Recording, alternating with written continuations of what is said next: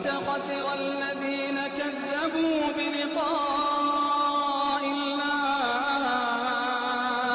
حتى إذا جاءتهم الساعة بغتة قالوا يا حسرتنا على ما فرطنا فيها